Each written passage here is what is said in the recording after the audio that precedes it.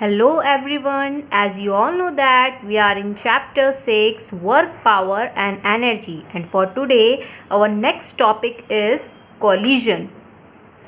अभी तक आपने collision के बारे में क्या पढ़ा है? collision को क्या बोलते हैं कि जब कोई दो बॉडी के बीच में टक्कर हो जाती है. मोस्टली आप टक्कर से ही collision को जानते हैं, ठीक है.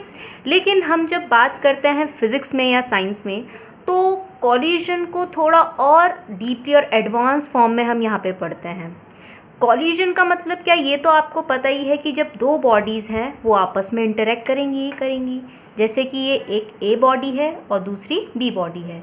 ये दोनों बॉडीज़ आपस में इंटरेक्ट करेंगी, ठीक है. अब इंटरेक्ट करने के बाद शॉर्ट इंटरवल ऑफ टाइम में इंटरेक्ट करने के बाद अगर इनकी काइनेटिक एनर्जी या मोमेंटम में चेंज होता है तो उस पूरे पर्टिकुलर प्रोसेस को हम क्या कहते हैं, कॉलिजन कहते हैं, ठीक है. दोबारा से बता देती हूँ.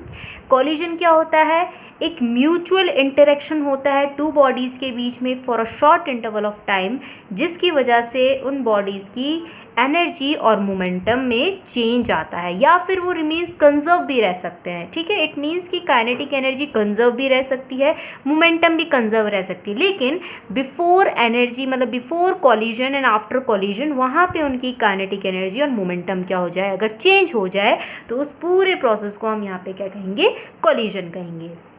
अब इसी चीज़ को ध्यान में रखते हुए कि कितने टाइप के कॉलिजन्स हो सकते हैं, तो यहाँ पे कितने टाइप के कॉलिजन होते हैं, there are 3 types of collision, और एक एक करके हम इसको स्टडी करेंगे और उनसे रिलेटेड डेरिवेशन पढ़ेंगे जो भी आपके सिलेबस में इंक्लूड है. Okay, so there are 3 types of collisions. 3 types कौन कौन से?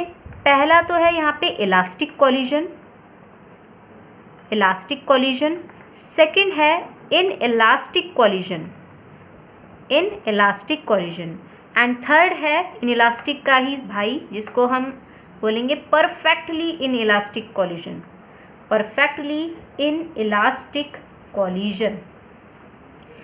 आपने पढ़ा था कि जब हम पोटेंशियल एनर्जी की बात करते हैं तो 3 टाइप्स की होती है, ग्रेविटेशनल, दूसरी कौन सी थी, इलेक्ट्रोस्टैटिक, तीसरी थी इलास्टिक पोटेंशियल एनर्जी.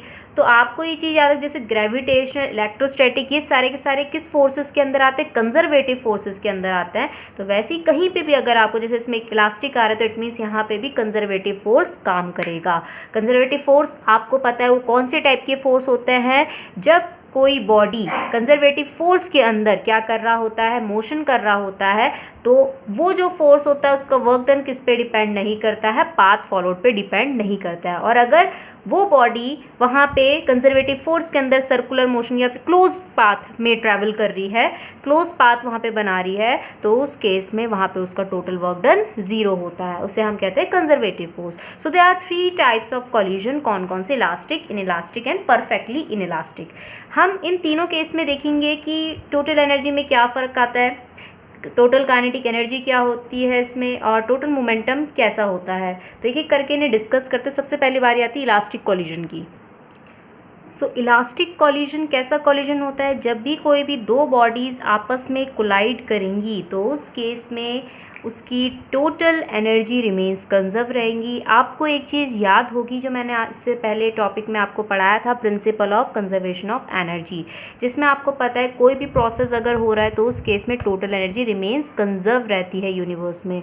तो यहाँ पे जो टोटल एनर्जी कंजर्वेशन लॉ है वो हर किसी कॉलिजन के लिए क्या होगा, फुलफिल होगा. तो इसलिए आपको याद रखना है कि इलास्टिक कॉलिजन वो कॉलिजन होता है जिसमें टोटल एनर्जी रिमेन्स कंजर्व रहती है. अब डिफरेंस क्या है, अब देखें यहाँ पे डिफरेंस आता है काइनेटिक एनर्जी में, कि जो टोटल काइनेटिक एनर्जी है वो भी कंजर्व रहेगी इलास्टिक कॉलिजन में. तो आपको याद रखना है before collision and after collision जो दोनों की सम करके टोटल काइनेटिक एनर्जी निकल के आएगी, इनिशियल और फाइनल, वो दोनों की दोनों क्या होंगी, इक्वल होगी.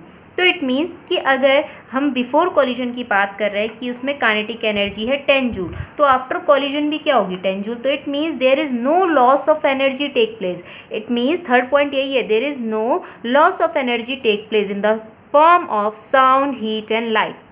साउंड, हीट और लाइट फॉर्म में कोई भी एनर्जी लॉस नहीं होगी, जो प्रीवियस एनर्जी होगी वही आफ्टर भी एनर्जी होगी, ठीक है.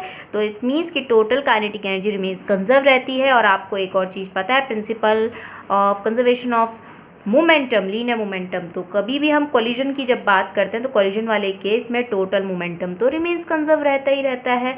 तो ये दो चीज़ें तो हर किसी कोलिजन में देखने को मिलेंगी, लेकिन फ़र्क किस में आ जाएगा, इस वाले केस में। तो इस वाले केस से हम पहचान सकते हैं कि कौन सा कोलिजन यहाँ पे टेक प्लेस हो रहा है। तो काइनेटिक एनर्जी अगर कंजर्व है तो it means this is elastic collision. अब बात आती है इसके एग्जाम्पल की। तो एग्जाम्पल सबसे बेस्ट वन क्या है, अब देखिए इलास्टिक कोलिजन तभी होगा कि जैसे अगर दो बॉडीज के बीच में कोलिजन हो रहा है और हमें पता नहीं चल रहा है, क्योंकि देखिए पता नहीं चल रहा, पता कैसे चलता है कोलिजन के बारे में, कि वहाँ पे जब साउंड आती है कोलिजन की, तो जब वहाँ पे कोई साउंड एनर्जी नहीं होगी, हीट एनर्जी नहीं होगी, लाइट एनर्जी नहीं दिखेगी, तो इट मीन्स कि वहाँ पे हमें पता नहीं चलेगा कि इलास्टिक कोलिजन हो रहा है कि नहीं हो रहा है। तो सबसे बेस्ट जो एग्जांपल है सब एटॉमिक। सब एटॉमिक आपने पढ़ा होगा, जैसे इलेक्ट्रॉन्स हो गए particle, proton, neutrons, alpha particles, सब एटॉमिक जितने भी पार्टिकल्स हैं, अगर इनके बीच में हम कोलिजन्स कराएं, जैसे इलेक्ट्रॉन इलेक्ट्रॉन के बीच में कोलिजन्स कराएं, तो वो कोलिजन कैसे होते हैं, इलास्टिक कोलिजन होते हैं।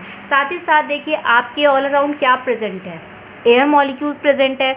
एयर मॉलिक्यूल्स और गैस मॉलिक्यूल्स कुछ भी बोल सकते हो कि जो भी यहाँ पे मॉलिक्यूल्स हैं गैस के, उनके बीच में भी क्या हो रहा होगा, कोलिजन हो रहा होगा। आपको पता है वो रैंडमली मूव कर रहे होते हैं, ऐसे तो है नहीं कि वो रेस्ट में रहते हैं।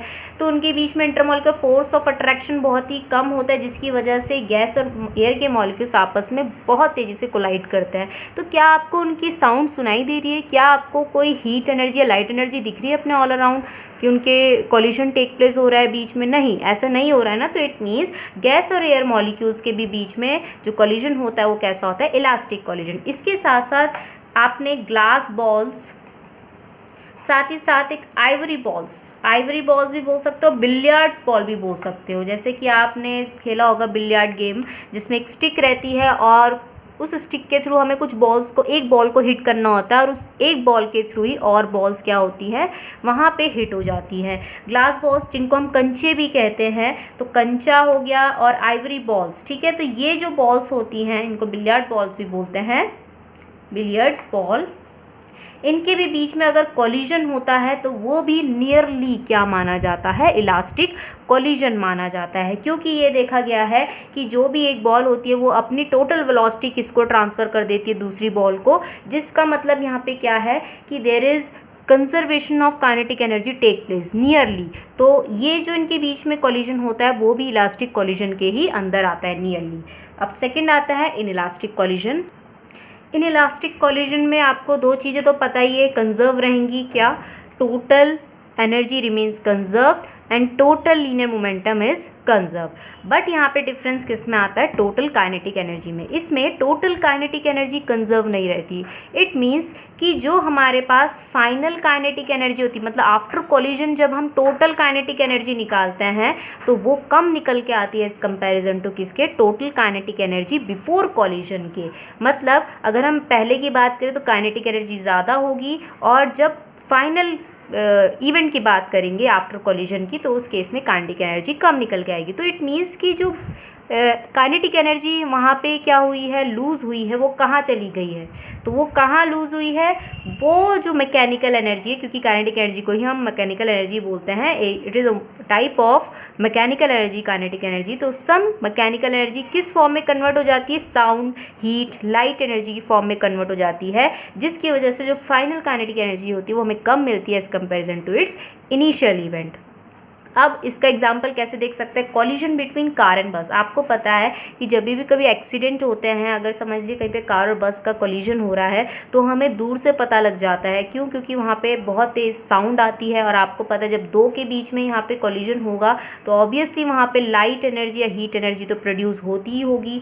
सेकेंड आता है इसमें बॉम्ब एक्सप्लोजन। आपने बॉम्ब एक्सप्लोजन भी देखा है। बॉम्ब एक्सप्लोजन के केस में भी वहाँ पे जो टोटल काइनेटिक एनर्जी वो कंजर्व नहीं रहती है, उसमें भी साउंड और हीट और लाइट एनर्जी आपको दिखती है, तो वो भी किसके अंदर आते हैं, इन इलास्टिक कोलिजन के अंदर। इसके साथ साथ टू स्टोन के बीच में अगर आप कोलिजन कराते हैं तो आपने देखा होगा साउंड के साथ साथ स्पार्क भी नज़र आती है, लाइट भी नज़र आती है और हीट एनर्जी भी प्रोड्यूस होती है, तो वो भी कौन सी होती है, इन इलास्टिक कोलिजन। और आपको ये भी अच्छे से पता होना चाहिए कि मोस्टली यूनिवर्स में 80 या 95% तो इनइलास्टिक कॉलिजन के ही अंदर आता है, क्योंकि कुछ ना कुछ अमाउंट ऑफ एनर्जी फाइनली वो किस में कन्वर्ट हो जाती है, sound, heat and other form of energy में कन्वर्ट हो जाती है। तो ये है इनइलास्टिक कॉलिजन। अब आता है इसका थर्ड वर्जन, वो कौन सा है, परफेक्टली इनइलास्टिक कॉलिजन। तो परफेक्टली इनइलास्टिक कॉलिजन में आपको याद रखना है सब कुछ तो वही होगा, ये सारी की सारी चीज़ें वही होगी, first B, second B, third B, fourth B, but जो फिफ्थ वन है इसमें यहाँ पे ये डिफरेंस क्रिएट करता है इनइलास्टिक और परफेक्टली इनइलास्टिक के बीच में। तो परफेक्टली इनइलास्टिक के बीच में देख लेते हैं डिफरेंस परफेक्टली इनइलास्टिक कॉलिजन के बीच में। तो जब कभी ए बॉडी बी बॉडी के साथ क्या करेगी, कोलाइड करेगी, जब कभी ए बॉडी बी बॉडी के साथ क्या करेगी, कोलाइड करेगी, तो उस केस में जो पहली बॉडी होती है वो टारगेट बॉडी के साथ, ये देखिए याद रखना कि जिस पे हम क्या कर रहे हैं, कोलाइड करा है, जैसे ए बॉडी समझ लीजिए, बी बॉडी किस में है, रेस्ट में है, ठीक है, और ए बॉडी इस बी बॉडी पे प्रोजेक्ट करी जा रही है, मतलब इस तरीके से कोलाइड कराई जा रही है। तो ये कौन सी बॉडी होगी जो रेस्ट में, यहाँ पे टारगेट बॉडी होगी, टारगेट बॉडी, क्योंकि हम ए बॉडी से बी बॉडी पे क्या कर रहे हैं, टारगेट फिक्स कर रहे हैं, ठीक है, टारगेट पे हिट कर रहे हैं। तो टारगेट बॉडी पे जब ए बॉडी हिट करेगी तो ये ए बॉडी बी बॉडी के साथ क्या हो जाएगी, स्टिक हो जाएगी, चिपक जाएगी, sticks together, they will stick together, ये दोनों के दोनों चिपक जाएंगी। अब जब चिपक जाएंगी तो दोनों की जो वेलोसिटी होंगी वो क्या हो जाएंगी, सेम हो जाएंगी, और सेम वेलोसिटी के साथ ये ट्रैवल करने लग जाएंगे। अब सेम वेलोसिटी क्या हो सकती है, अब देखिए जैसे बी बॉडी रेस्ट में है, अब जब ए बॉडी इसके साथ चिपक जाएगी तो इट मीन्स इनकी वेलोसिटी क्या रहेगी, जीरो ही रहेगी, जो बी बॉडी की थी, ठीक है। तो इट मीन्स दोनों की वेलोसिटी सेम ही है, इसकी भी जीरो है और इसकी भी जीरो है। इसका एग्जाम्पल क्या हो सकता है, अब दोबारा मैं बता देती हूँ इलास्टिक परफेक्टली इलास्टिक कॉलिजन का, कि इसमें ये सब चीज़ तो फुलफिल होती है, लेकिन साथ साथ क्या है कि जब कभी हम टारगेट बॉडी पे किसी दूसरी बॉडी का क्या कराते हैं, कोलिजन कराते हैं, तो जो ए बॉडी और बी बॉडी आपस में चिपक जाती हैं, उसके बाद उन दोनों की वेलोसिटी क्या हो जाती है, सेम हो जाती है। ऐसे टाइप की कोलिजन को हम क्या कहते हैं, परफेक्टली इनइलास्टिक कॉलिजन। एग्जाम्पल क्या है इसके, एग्जाम्पल सबसे बेस्ट है, समझ लीजिए बॉल है और एक क्या है, मड, ये हमने वेट मड ले रखा है, गीला, ठीक है, गीला मड ले रखा है यहाँ पे हमने। तो आपने क्या करा, वो जो गीली मिट्टी है उसे, ये है ए बॉडी और ये वॉल क्या है, बी बॉडी, आपने इस गीली मिट्टी को इस वॉल पे दे मारा, तो जब आप इस पे क्या करोगे, इस पे इसे मारोगे इस वॉल पे, तो ये मड इस पे स्टिक हो जाएगी, चिपक जाएगी। तो यहाँ पे जो कॉलिजन टेक प्लेस हुआ है ये कैसा है, इनइलास्टिक कॉलिजन, क्योंकि आफ्टर कॉलिजन दोनों की वेलोसिटी क्या है, सेम, जो कि क्या है, जीरो। ओके, इसके साथ साथ एक और इसका एग्जांपल हो सकता है, कौन सा वाला, कि अगर आपने कोई वुडन ब्लॉक लिया है, एक वुडन ब्लॉक लिया है, दिस इज बी बॉडी, इस वुडन ब्लॉक में आपने बुलेट क्या करी, फायर्ड करी, आपने एक बुलेट फायर्ड करी, ठीक है। जब आप इस पे बुलेट फायर्ड करोगे तो उस केस में बुलेट इसके अंदर ही एम्बेडेड हो जाएगी, धंस जाएगी, और दोनों की वेलोसिटी क्या हो जाएगी, सेम, मतलब जीरो। तो ये भी किसका एग्जांपल है, परफेक्टली इनइलास्टिक कॉलिजन का एग्जांपल है। तो ये बहुत ही इजी यहाँ पे कॉलिजन्स है जो आपको मैंने समझा दिए हैं, और इसके साथ साथ हमें इनके डेरिवेशंस करनी है, तो क्या क्या हो सकती है वो देखेंगे हम एक एक करके, जो कि मोस्ट इंपॉर्टेंट है।